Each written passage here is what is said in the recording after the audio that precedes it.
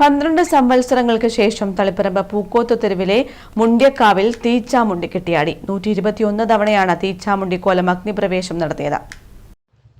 തളിപ്പറമ്പ് പൂക്കോത്ത് തെരു മുണ്ട്യക്കാവ് ഒറ്റക്കോല മഹോത്സവത്തിന്റെ ഭാഗമായാണ് തീച്ചാമുണ്ടി കെട്ടിയാടിയത്.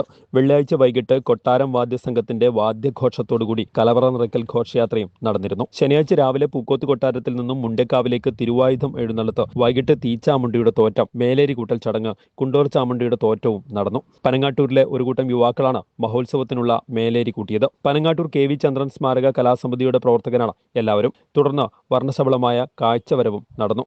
ചിറവക്ക് പുതിയടത്ത് കാവിൽ നിന്ന് ആരംഭിച്ച കാഴ്ചവരവ് മാനേങ്കാവ് വഴി മുണ്ട്യക്കാവിൽ സമാപിച്ചു. തുടർന്ന് ഗുളികൻ വെള്ളാട്ടവും അന്തിത്തോറ്റവും തീവണക്കവും നടന്നു. ഞായറാഴ്ച പുലർച്ചെ ഒറ്റക്കോലത്തിന്റെ അഗ്നിപ്രവേശം നടന്നു. 121 തവണയാണ് തീച്ചാമുണ്ടിക്കോലം അഗ്നിപ്രവേശം നടത്തിയത്. 80 തവണ ഉടയോടുകൂടിയും 41 തവണ ഉട അഴിച്ചുമാറ്റിയുമാണ് അഗ്നിപ്രവേശം പൂർത്തിയാക്കിയത്. പുലർച്ചെ 5:30 ആരംഭിച്ച അഗ്നിപ്രവേശം 6:25 അവസാനിച്ചത്.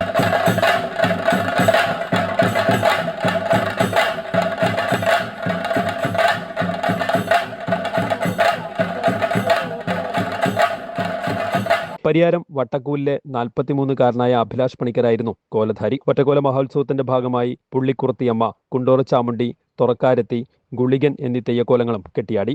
ജില്ലയുടെ വിവിധ ഭാഗങ്ങളിൽ നിന്നുമായി 100 കണക്കിന് ഭക്തജനങ്ങൾ തീച്ചാമുണ്ടി കോലത്തിന്റെ അഗ്നിപ്രവേശം ദർശിക്കാനെത്തിയിരുന്നു. News bureau, Taliparamba.